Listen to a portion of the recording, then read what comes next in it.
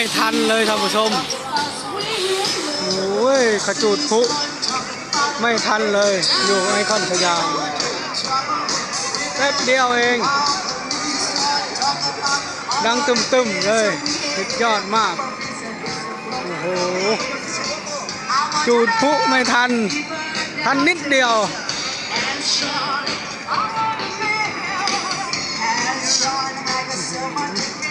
ตกใจหมดเลยตื่นเต้นหมดเลย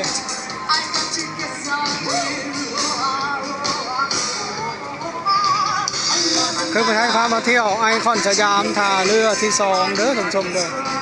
สุดยอดมากๆโอ้โหดูสาวฝรั่งเต้นน่าจะตืดมากๆเลยเที่ยวท่าเรือไอคอนสยามเรือดินเนอร์ของประเทศไทย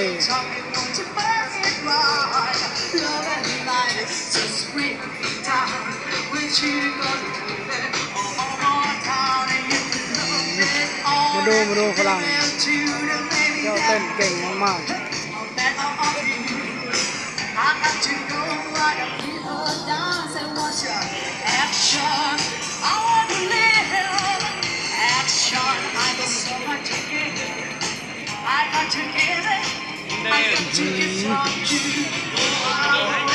เจ้าเต้น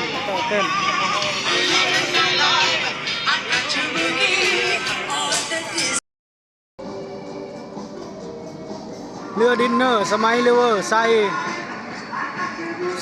380 คน380ท่านเด้อท่านผู้ชมเด้อตอนนี้กำลังเข้ามาเนี่ย1 ทุ่มแล้วท่านผู้ชมเรือดินเนอร์สมัยริเวอร์ไซด์วันนี้คนเยอะมากๆวันอังคารวันที่10ท่านผู้ชมโอ้โหกำลังบรรเลงเพลงเลย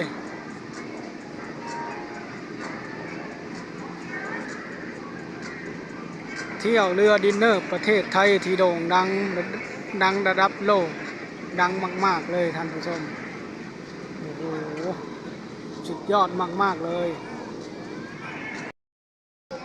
ฤดูฝนก็ไม่กลัวมีอุโมงค์หลบแดดหลบฝนด้วยเด้อท่านผู้ชมมาถึงท่าเรือเลยเนาะคนเยอะมากเลยเยอะมากเที่ยวเรือไทย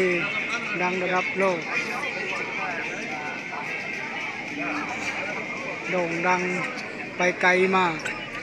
ประเทศไทยนี่ร่ำรวยมากๆเที่ยวไทยก็เจริญรุ่งเรืองต่างชาติมาหลายประเทศมากๆ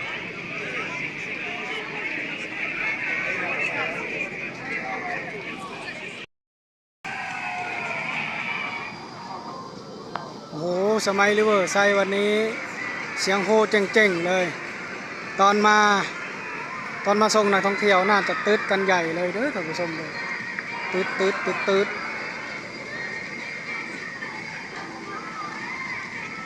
อยู่ไอคอนสยาม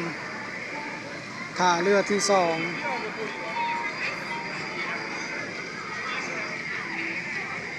สมัยริเวอร์ไซด์นี่ก็ขอบสีฟ้าสีชมพูไฟแสงสีอยู่บนเรือนี่เด่นมากเลยสวยงามมากเลยล่องแม่น้ำเจ้าพระยานี่ก็ไปเที่ยววัดอรุณเที่ยวชมวัดอรุณเที่ยวชมสะพานพระราม8เที่ยวชมเอเชียทิกแล้วก็ตึกสูงสวยงามมากตามล่องแม่น้ำเจ้าพระยาตรงกลางนี่ก็จะเป็นไอคอนสยามจะเด่นมากๆเลยคือให้ฝากกดไลค์กดแชร์กดติดตามคอมเมนต์ติชมได้คือให้ขอจบคลิปแค่นี้ก่อนพบกันคลิปหน้าขอบคุณครับ